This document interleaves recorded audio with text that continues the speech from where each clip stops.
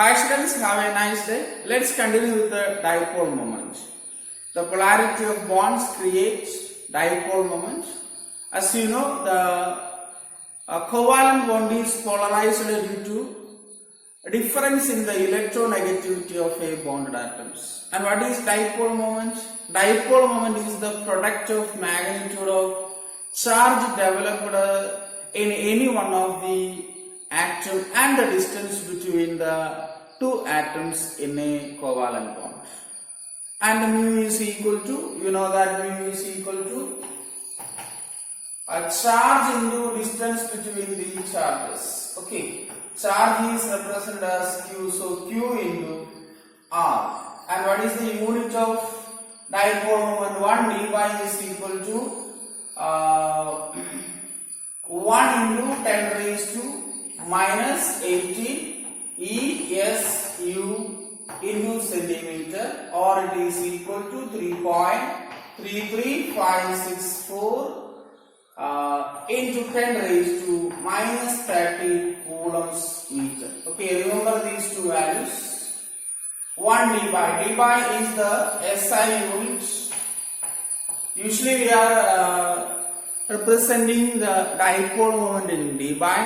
So d is equal to 1 into 10 raised to minus 18 electrostatic unit centimeter, ESU, or 3.3356 into 10 raised to minus 30 coulombs meter. Okay, remember these two values.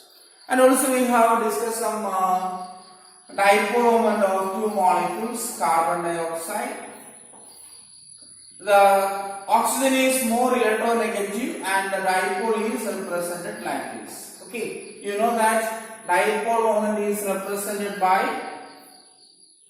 an arrow with a positive tail. Okay, all these things we discussed. So two dipoles are mutually cancelled. The net dipole moment is equal to 0. But in the case of a water molecule, the bond angle is 104.5. Oxygen is more electronegative, so the dipole moment lies towards the oxygen and the net dipole moment increases. Okay, the net dipole moment of water is increases and the net dipole is in this direction, and mu is equal to 1.83 d. Very high dipole moment because of its geometry. So dipole moment depends upon the mainly two factors. One is electronegativity, difference between the atoms. Greater the electronegativity, greater will be the dipole moment. Second thing is structure or geometry of the molecule. Regular geometry has very low dipole moment or zero dipole moment. Okay, carbon dioxide is linear, its dipole moment is equal to 0. It has a regular geometry. Okay, a symmetrical regular geometry. Water with a very high because of this structure, and also the distance between the two bonded atoms. Okay, then next HCl. In the case of HCl, the dipole is lies in this direction, hydrogen to chlorine. Chlorine is more electronegative. Okay, the arrow is pointed towards the more electronegative atom and the positive tail on the electropositive atom. Okay, and the dipole is 1.03 d. Very low dipole moment. Okay, very low dipole moment. But in the case of HF, 1.91 d. Why? Here is a factor electronegativity difference. Okay, electronegativity difference is high. Fluorine is more electronegative, that's why the dipole moment is very high. Chlorine electronegativity 3. Okay, less or lower value as compared to the fluorine atom. So, very important thing is, first one is electronegativity between the atoms, second one is geometry. Regular geometry, those molecules have regular geometry, they have either zero dipole moment or very low dipole moment. Remember that. Okay, yes. Then another some examples we will discuss. BF3. In BF3, three fluorine atom is bonded to boron atom. And we know that fluorine is more electronegative and the dipole is towards the fluorine atom. Here also the dipole is in this direction, in this direction. Okay, so fluorine present in the BF3, we expected very high dipole moment. But actually the dipole moment mu is equal to 0. Okay, because all the bond angles are 120 degree. In BF3, in boron trifluoride, all the bond angles are 120 degree. This dipole is mutually cancelled by these two dipole. Similarly, this dipole moment is cancelled by these two dipole. Okay, in opposite direction.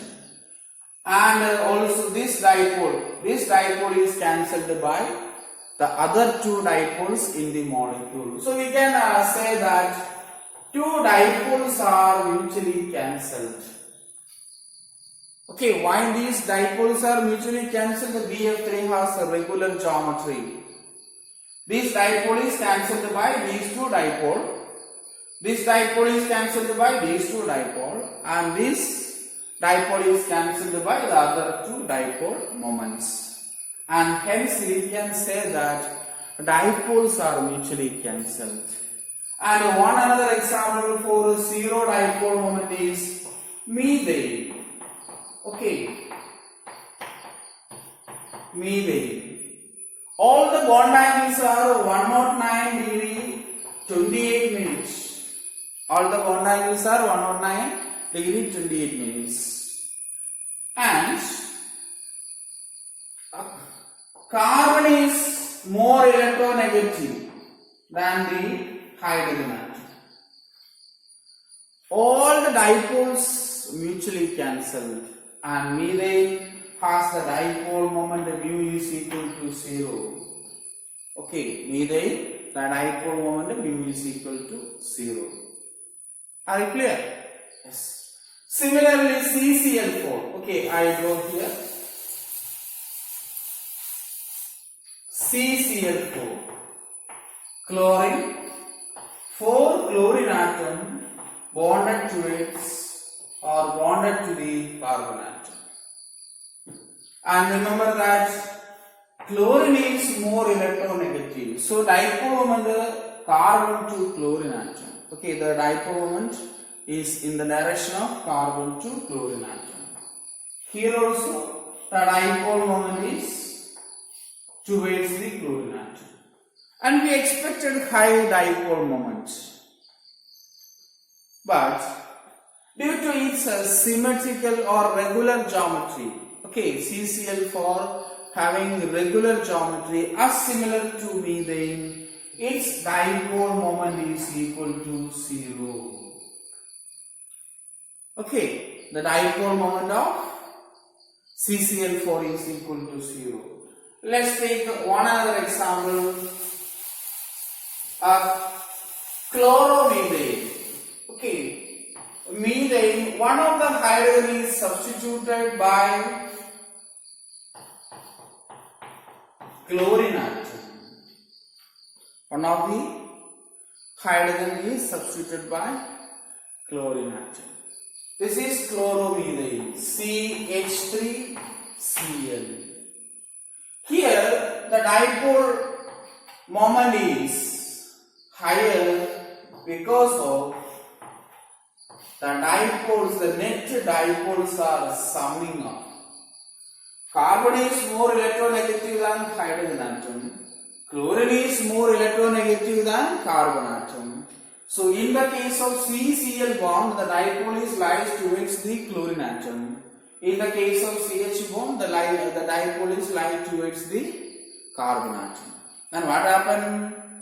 The net dipole is high. Okay, the dipole is summing up, and the dipole moment of chloromethane is 1.86 dpi. Okay, 1.86 dpi. So this molecule is polar molecule. This molecule is non-polar, and this also non-polar. Okay, so depends upon the geometry of the molecule, the dipole moments varies. Okay, another particular example we will discuss by taking ammonia and NF3. Okay, NH3 and NF3. Hope you understand all these things. So what are the factors which are affecting the dipole moment? Well, first factor is electronegativity difference. Second factor is geometry of the molecule. Okay, once again, those molecules having regular geometry, having very low dipole moment or zero dipole moment. Okay, in the case of carbon dioxide, dipole moment is zero. In the case of methane, carbon tetrachloride, CCl4, all these molecules have regular geometry. They are having zero dipole moment. In the case of water, the dipole is high. It's due to its angular structure. Okay, in the case of HCl and HF has high dipole moment. Here is the matter electronegativity. Higher the electronegativity, greater the dipole moment. And we can say from the dipole moment we have to say about the polarity of the compound. How the molecule is polarized. How a covalent molecule is polarized. Also we have to predict the geometry of the molecule. So what is the application of dipole moment? Okay, we have to predict the amount of ionic character. Okay, the amount of ionic character in the bond. Second is geometry.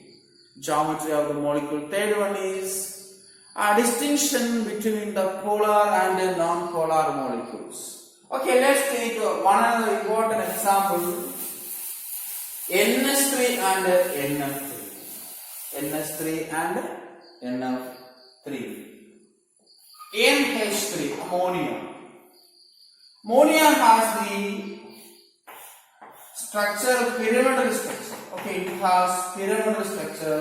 It contains a lone pair. As you know what is lone pair? The electron do not take part in the bond formation. The electrons do not take part in the bond formation is called a lone pair, or unshared electron or non-bonded electrons. So here the nitrogen is more electronegative. So the dipole moment is towards the nitrogen atom. Okay, nitrogen is more electronegative. So the dipole moment is towards the nitrogen atom. This bond, the dipole moment is towards the nitrogen atom. This bond, the dipole moment is towards the nitrogen atom. And there is a lone pair. Okay, the lone pair, the direction is same as the electron present in the orbital, or same as the lobe, the orbital directed in the same direction. So the dipole moment of ammonia is 1.49 dpi. In some other textbook it is 1.47, no problem. 1.49 dpi dipole moment possessed by the ammonia molecule. Are you clear? Yes. Then nitrogen trifluoride. Nitrogen trifluoride having same geometry.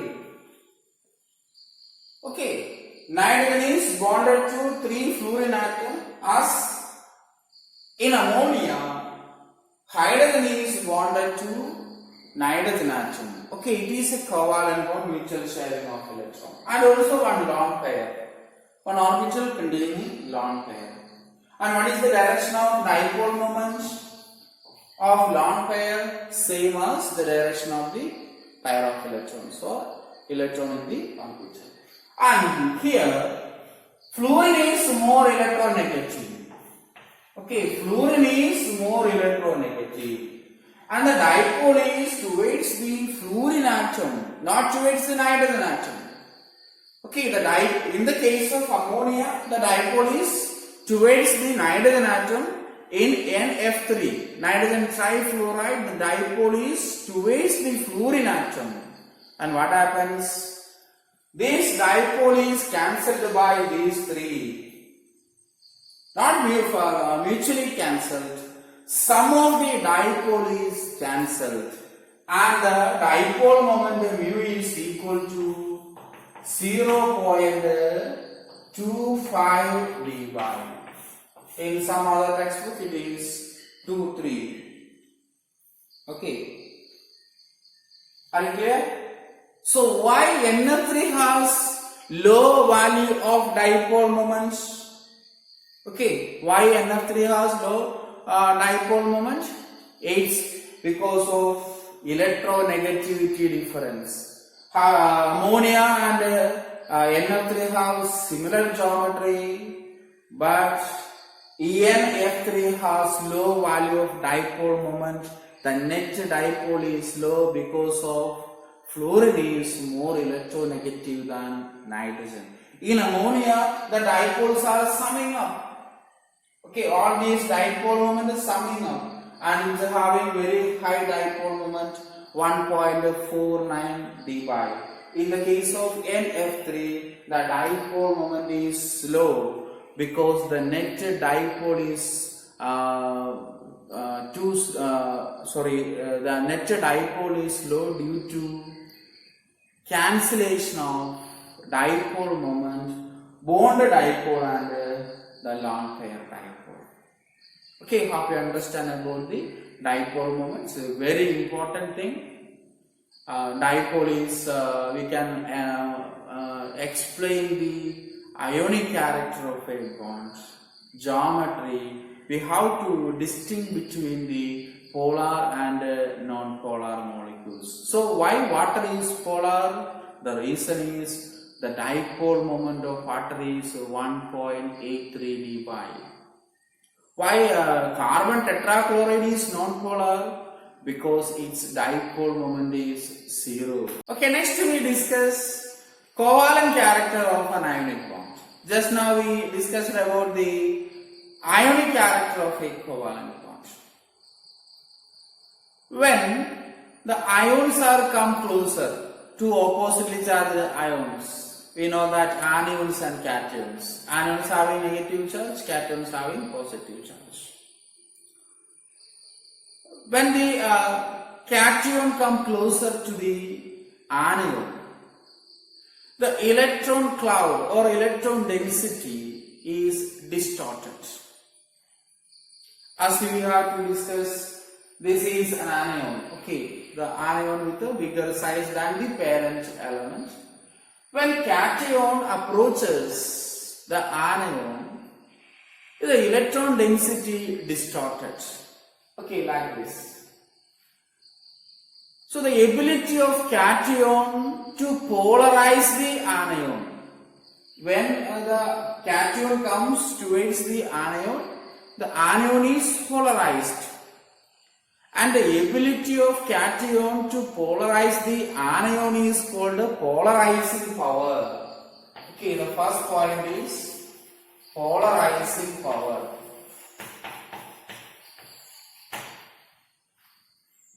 And also, in the influence of a cation, anion is polarized. That ability is called polarizability. And the second term is polarizability. Polarizability. Okay, so what is polarizing power? The ability of a cation to polarize the anion is called polarizing power.